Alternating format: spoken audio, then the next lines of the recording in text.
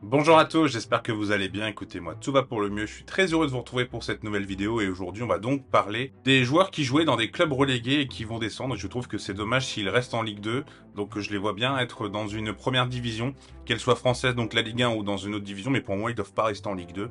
Ça c'est une certitude. Il y aura un deuxième épisode, ce sera pareil, mais ce sera pour les joueurs qui ont joué à Leeds, Leicester et Southampton. Donc chez les relégués anglais, et je ferai pas d'autres épisodes, hein. J'en avais quelques-uns en Allemagne et tout, mais on va pas faire plusieurs fois la même vidéo, sinon ça va être un peu réverbatif. En tout cas, si la vidéo vous plaît, n'hésitez pas à liker, n'hésitez pas à vous abonner. On est en route vers les 10 000 abonnés à l'heure où je tourne. Je précise que je tourne jeudi d'ailleurs, donc il se peut, là la vidéo sort lundi, il se peut qu'il y ait des changements entre temps.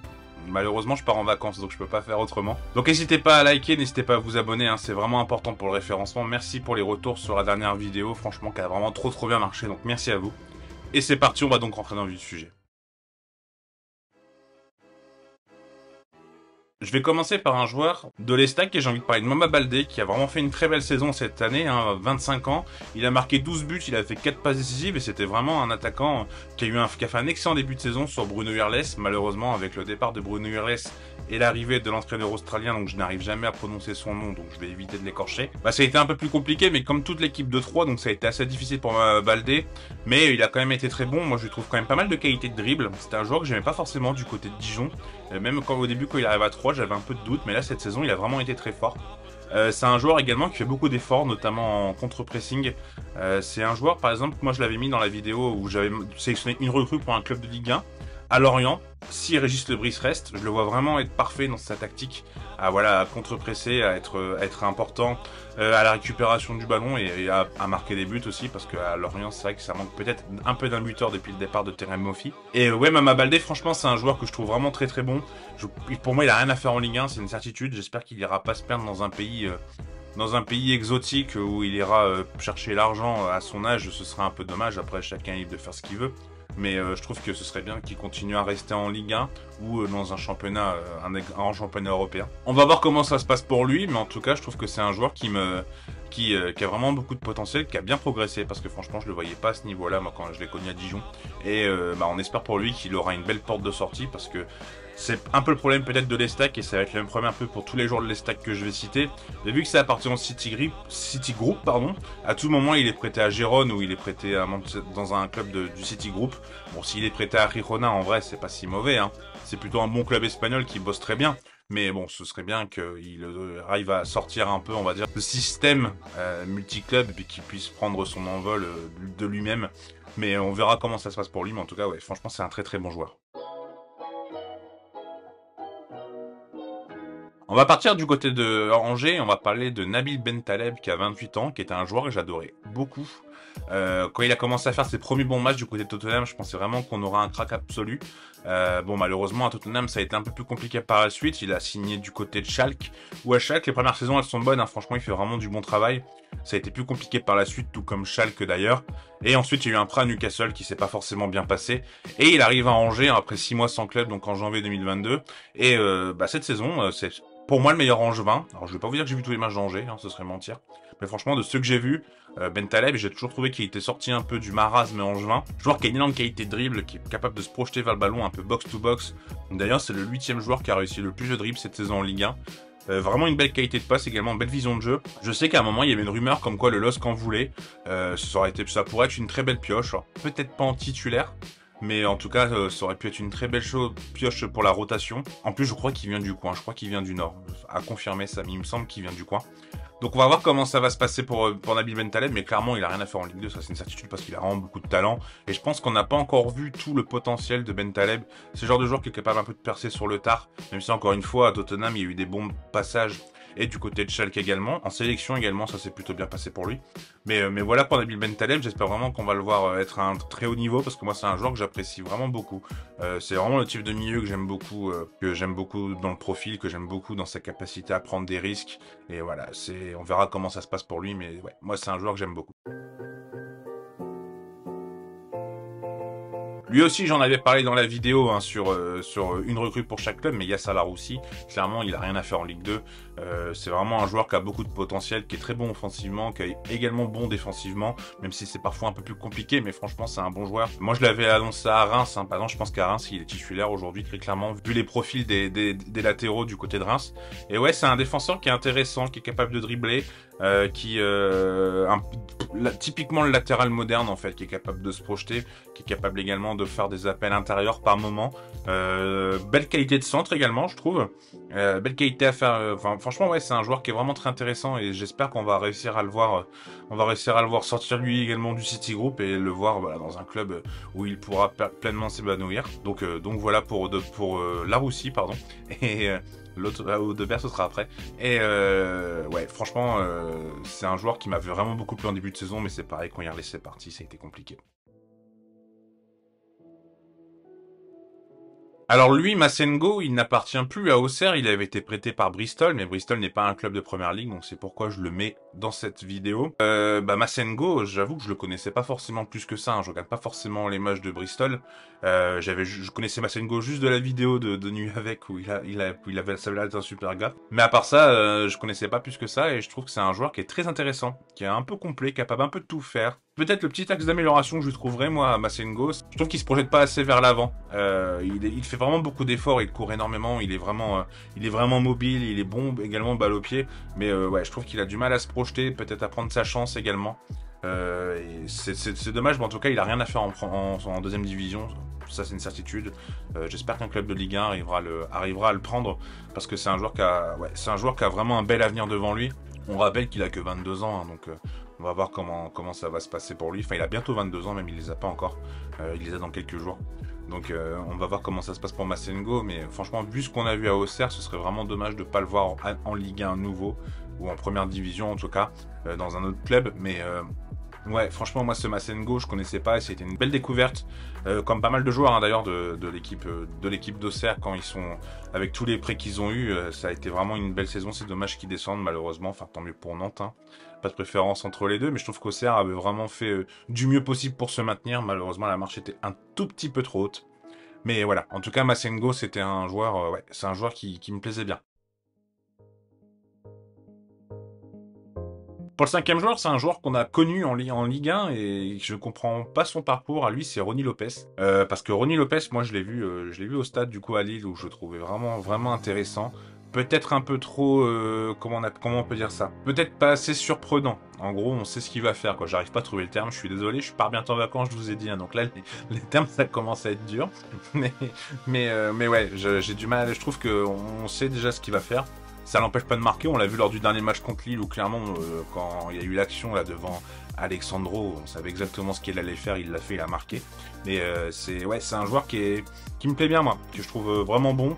Et je comprends pas, à Nice, il y a eu des hauts et des bas, à Monaco avant Lille c'était pareil. Là à 3, pareil, des hauts et des bas, alors pourtant il a vraiment beaucoup de talent. Mais il faut savoir que Ronny Lopez il est libre parce qu'il était prêté par Séville. À l'heure où je tourne, apparemment il a pas signé nulle part.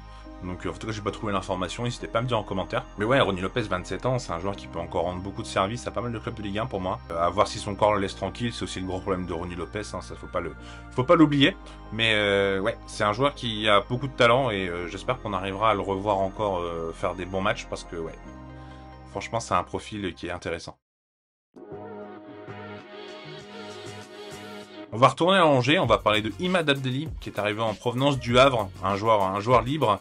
Que honnêtement je connaissais pas du tout avant parce que je regarde pas forcément la Ligue 2, enfin en tout cas très peu, et encore moins le Havre. J'ai plus regardé cette saison parce qu'ils étaient dans le haut du classement, mais sinon avant je regardais pas. Et Abdelli, franchement c'est un milieu qui est vraiment bon, qui me plaît bien.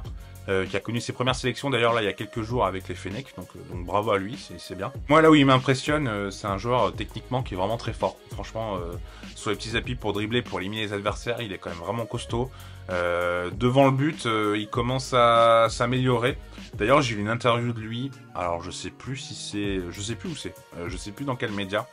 Mais il avait conscience de ça en disant que voilà, c'est vrai qu'il manquait peut-être parfois de stats, et dans le foot d'aujourd'hui, on regarde toutes les stats, on regarde beaucoup les stats, donc c'est sûr que quand on est milieu offensif comme lui, et qu'on n'a pas forcément marqué de but ou fait de passe décisive, c'est un peu dommage. Et là, il a conscience qu'il faut qu'il progresse. En fin de saison, je trouve qu'on l'a vu mieux, c'est pour ça que ça lui a ouvert les portes de la sélection, que Belmadi l'a appelé.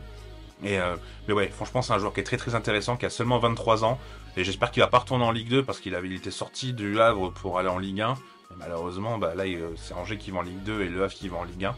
Après, il n'y a pas de regret à avoir, hein. C'était, je pense, un bon choix de carrière de sa part, mais bon, en tout cas, Deli, clairement, il a rien à faire en Ligue 2, ça c'est une certitude, et j'espère qu'il y a un club de Ligue 1 qui aura la bonne idée de le prendre, parce qu'il a vraiment, moi, c'est un de mes joueurs que j'ai vraiment beaucoup aimé cette année en Ligue 1, donc on va voir comment ça se passe pour lui, mais ouais, grosse pioche si un joueur de Ligue 1 le prend. Un club de Ligue 1 le prend, pardon. Lui, j'ai hésité à le mettre. D'ailleurs, il y aura que 2 joueurs d'Ajaccio dans la vidéo, parce que en fait, Ajaccio, ça a tellement été compliqué à analyser que c'est assez difficile de sortir des joueurs du lot. Et j'ai quand même mis Al Idrissi parce que je pense qu'il a du potentiel qu'on n'a pas forcément vu. Déjà, il a que 24 ans, il a réussi à mettre 6 buts dans une équipe qui jouait vraiment relativement bas. Et je pense que c'est un joueur qui peut être intéressant quand même. Alors pas forcément dans un club du top 6, top 10, hein, mais peut-être plus genre par exemple si Metz permis Kotadze, est-ce que Al Idrissi pourrait être une bonne pioche peut-être. Enfin, voilà ce genre de profil par exemple, ce genre d'hypothèse. Et Al Idrissi par contre, il a qu'un truc qui me dérange, c'est qu'est-ce qu'il est agressif. C'est le joueur qui a commis le plus de fautes dans les 5 grands championnats, alors que le mec est attaquant quand même, ça c'est fort. C'est le 3e joueur en Ligue 1 qui a subi le plus de fautes. En fait, ça, c'est que dès qu'il subit une faute, on l'a vu notamment contre l'OL, où il a complètement vrillé assez rapidement, je trouve. Et il va vraiment falloir qu'il se calme là-dessus, parce que c'est dommage si dans sa carrière, elle va carrément pas être belle, entre guillemets. Parce pour moi, il a du potentiel. Pour moi, il a l'air d'avoir un vrai sens du but. Il fait également pas mal d'efforts défensifs, hein. Il n'hésite pas à presser très haut, donc c'est pareil, c'est important dans le foot d'aujourd'hui d'avoir des attaquants qui sont capables de faire ça. On va voir comment ça se passe du coup pour Al Idrissi, mais ouais, moi je trouve qu'il pourrait encore avoir une chance en Ligue 1. N'hésitez pas à me dire en commentaire si vous le connaissez, ce que vous en pensez, mais voilà, moi je trouve que on pourrait lui donner une deuxième chance en Ligue 1. On va repartir du côté d'Auxerre, on va parler de Raveloson, ou Raveloson d'ailleurs, je sais pas comment ça se dit. Et en fait j'entends les deux dans les commentaires, donc j'avoue je sais pas, je vais dire Raveloson. C'est un milieu défensif qui est capable de jouer défenseur central, qui a même joué dans sa carrière un peu défenseur droit. Et je l'avais déjà vu à 3, moi je le connaissais un peu de 3, où il était plutôt intéressant. Et c'était assez surprenant, mais il était parti du côté de Los Angeles, enfin, assez surprenant. Pour un joueur de Ligue 1 comme ça de cet âge de partir en MLS, même si on voit que dans la MLS maintenant, c'est plus les vieilles stars qui vont, hein. La MLS est vraiment en train de se développer et arrive à choper des joueurs vraiment super intéressants. C'était sûrement l'un des meilleurs joueurs du côté d'Auxerre, et pour moi il a rien à faire en Ligue 2, pour moi il faut qu'il rebondisse du côté d'une première division. Je trouve que c'est un joueur qui est très bon à l'interception, qui a un peu cette tour de contrôle qui permet aux autres milieux de pouvoir un peu se projeter. C'est le genre de profil qui peut vraiment être intéressant à prendre. Donc on va voir comment ça se passe pour Raveloson. Mais ouais, moi c'est un joueur. Ça m'embêterait qu'il reste du côté d'Auxerre ou en Ligue 2. Après, pour les Auxerrois, je suppose que vous voulez le garder, et ça j'entends totalement.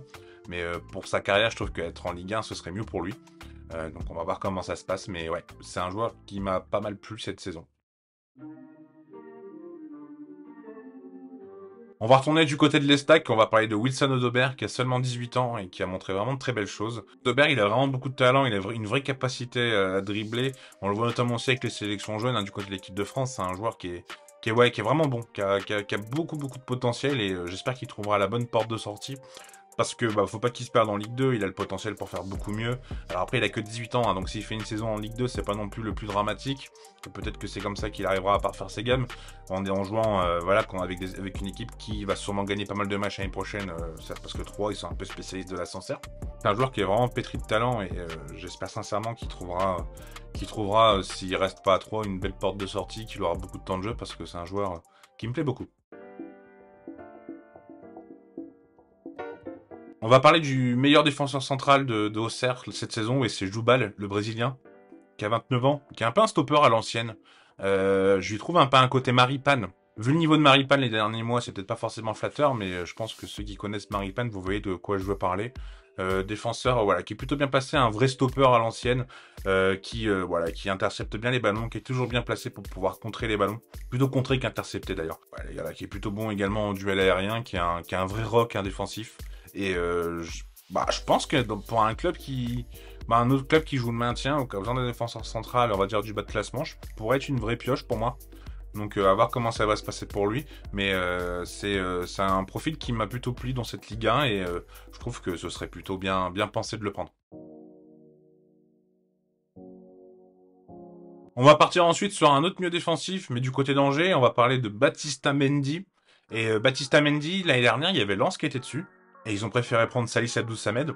Bon, ils ont peut-être bien fait vu le niveau d'Abdou Samed, mais Baptista Mendy, c'est un peu le même profil. Un joueur qui fait énormément de kilomètres, qui est très bon, qui est très bon pour intercepter, très bon en dribble, assez costaud, assez rugueux, mais franchement, c'est un très très bon milieu défensif. Mais c'est un joueur qui a vraiment beaucoup de talent, qui a encore que 23 ans, hein, donc franchement, il a encore une belle marge de progression, mais c'est un joueur ouais, qui me plaît bien, franchement, dans beaucoup de clubs de Ligue 1, il pourrait faire du bien, que ce soit en titulaire, voire en doublure, en rotation. Cette saison, ça a peut-être été un peu plus compliqué, mais bon, Angers, c'était pas forcément le plus simple de briller, donc on va voir comment ça va se passer. Mais ouais, moi j'aime beaucoup Baptista Mendy en tout cas. Le deuxième joueur d'Ajaccio, et le dernier, c'est Soumano, qui a que 17 ans, qui a joué que plutôt cette fin de... Enfin, moi je l'ai plutôt vu en fin de saison. Et il a réussi à me taper dans l'œil, alors qu'Ajaccio c'était vraiment plus que compliqué. Et c'est pourquoi j'ai pas envie qu'il reste à Ajaccio et j'ai envie qu'il prenne, un autre envol et qu'il aille faire un peu de temps de jeu dans un autre club de Ligue 1. Parce qu'il a vraiment l'air d'avoir un gros potentiel. C'est un joueur qui se bat beaucoup, qui a beaucoup de personnalité, je trouve, pour son âge, qui n'hésite pas à faire les efforts quand il faut, et qui a l'air plutôt adroit devant le but du peu qu'on a vu. Donc bon, après il a que 17 ans, donc c'est sûr que peut-être que rester en Ligue 2 pour progresser, ça peut être une belle chose, surtout dans un contexte qu'il connaît bien, Ajaccio.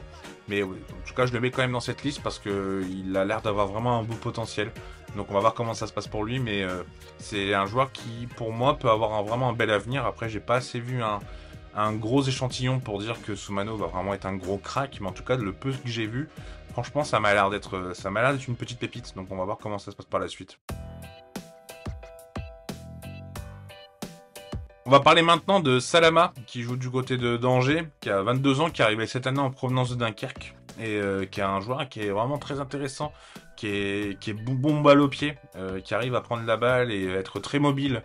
Un attaquant, ouais, vraiment un peu à la Gamero quand il était jeune, qui se projette bien vers l'avant quand il a le ballon dans les 25-30 mètres, qui est capable de dribbler ses adversaires pour marquer.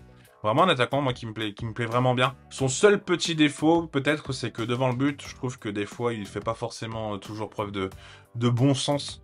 Peut-être que des fois, il y a un peu le petit dribble en trop. Peut-être que parfois, il marque... voilà, il pourrait marquer plus. Il le fait pas. Après, encore une fois, Angers, c'était compliqué. J'espère qu'il va pas retourner en Ligue 2. Parce que sa première année de Ligue 1, il avait montré qu'il avait clairement le niveau pour. Donc, on va voir quelle sera la suite pour lui. Mais c'est un joueur qui a pour moi un avenir qui peut être vraiment assez sympa. Donc... hâte de voir la suite de sa carrière. L'avant-dernier joueur, c'est le défenseur américain de 3, Palmer Brown, qui est pour moi le meilleur défenseur de 3 là, cette saison. Salmier était un peu en difficulté. Adil Rami, je préfère me taire. Et Jackson Porozzo a l'air d'avoir du potentiel, mais ça a été assez compliqué. Et Palmer Brown, alors c'est pas le défenseur central le plus élégant. Il y a eu quelques matchs où il est passé à côté, très clairement.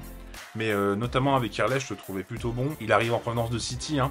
Et pour moi, c'est un défenseur qui a du potentiel et qui peut être un bon défenseur pour un club qui joue le maintien également, un peu comme Joubal. On va voir comment ça se passe pour Palmer Brown, mais je pense que ce serait pas une mauvaise idée de le recruter, en tout cas pour un club qui joue le maintien.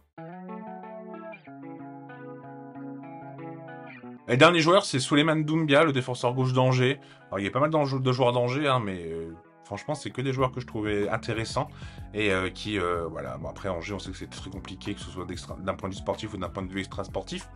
Mais l'année dernière, il avait vraiment fait une très très belle saison. Cette année, c'était un peu plus compliqué. Et voilà, c'est un défenseur qui se projette énormément, qui sait bien dribbler, qui est également bon défensivement tout de même. Et en plus, il est en fin de contrat, donc il est libre. Donc ça pourrait vraiment être une doublure ou un titulaire pour pas mal de clubs de Ligue 1. Donc j'espère qu'on va le voir rester voilà, près de chez nous, ou en tout cas dans une première division. Mais clairement, il a le niveau pour. Ça pourrait vraiment être une belle pioche. Si Lille garde Ismaili, par exemple, ça pourrait bien être une belle doublure du côté du LOSC. Si Lens, voilà, Lens, je sais qu'il y a pas mal de gens qui sont pas fans d'Aïdara. en doublure de Machado. Est-ce que Doumbia pourrait être une belle doublure de Machado par exemple? Enfin voilà. Donc on va voir comment ça se passe pour Doumbia, mais en tout cas ouais, il a du potentiel, ça c'est une certitude. À 26 ans, il commence vraiment à avoir montré depuis plusieurs années qu'il avait le niveau de la Ligue 1, donc on va voir comment ça se passe pour lui. Mais en tout cas, ouais, super joueur. J'espère que la vidéo vous aura plu. Écoutez, moi j'ai pris beaucoup de plaisir à tourner. J'espère que voilà, vous aurez appris des choses si vous connaissez pas les joueurs. N'hésitez pas à me dire en commentaire vous ce que vous pensez. Précision, hein, c'est une liste non exhaustive. Hein. Il y a des joueurs, effectivement. J'ai sélectionné 15 joueurs, ça se trouve il y en a d'autres. Moi, c'est les 15 qui me sont venus en tête. En tout cas, si la vidéo vous plaît, n'hésitez pas à liker, n'hésitez pas à vous abonner, n'hésitez pas hein, pour qu'on aille atteindre les 10 000 abonnés. Et encore merci pour votre soutien dernièrement. Franchement, la chaîne marche vraiment très très bien. Toutes les vidéos font plus de 12 000 vues là. Dernièrement, à l'heure où je tourne, en tout cas, il y a la vidéo sur l'hypertransfert d'Arsenal qui est pas sortie pour l'instant. Mais, euh, mais ouais, franchement, ça marche super bien. Donc merci beaucoup. Je vous souhaite une bonne journée ou une bonne soirée en fonction à l'heure où vous regardez la vidéo et je vous dis à bientôt. Prenez soin de vous. Tchuss!